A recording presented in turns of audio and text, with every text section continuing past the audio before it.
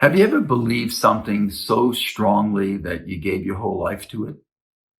Maybe you altered uh, much of what you were doing. You changed your vocation because you thought and you really felt something inside. You experienced something. You said, I could attach myself to this. This is going to be something worthwhile to give myself to. That's what the early disciples felt like when they gave themselves to Jesus and he called them and they experienced life with him and all the miraculous things that he was doing.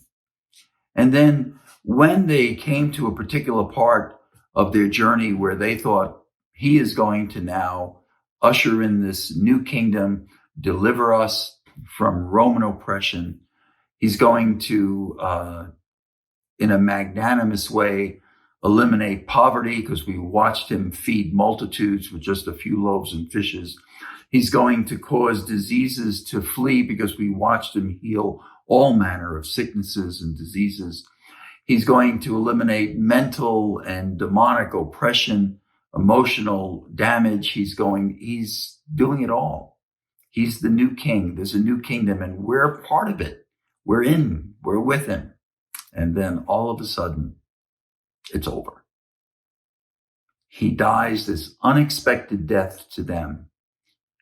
And all of their dreams and everything that they hoped for and everything that they gave their life to is now gone. And I think that's the feeling that they had as they experienced the evening of Good Friday after the crucifixion and through what we call the Silent Saturday.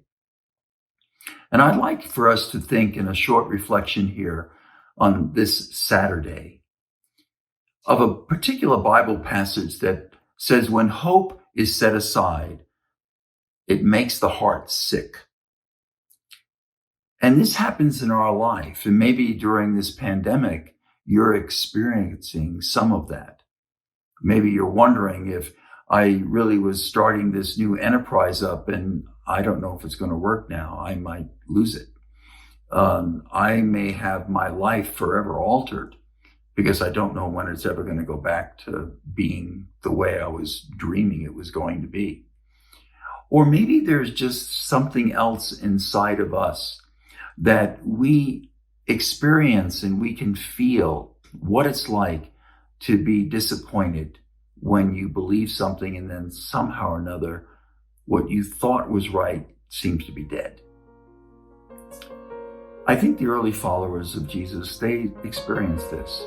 And this is what we're to be asking the Lord to help us with right now. And I think the answer that might sound like overly simplistic is to follow Jesus when he, in his moment where he felt forsaken, where he said, my God, why have you forsaken me? Why do I feel this way? Why is there separation? The same way you may say, well, why is this happening to me right now? Why is this happening to people around me? He said, nevertheless, I'm going to place myself in your hands. Into your hands, Lord, I commend my spirit.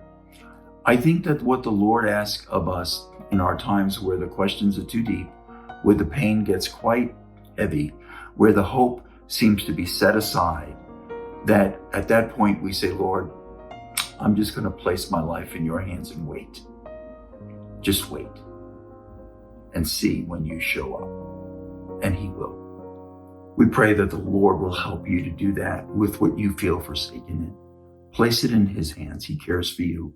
He loves you as you take this quiet time, what we are now looking towards as this quiet Saturday, and reflect on God's goodness in your life. He's still there with you. God bless you.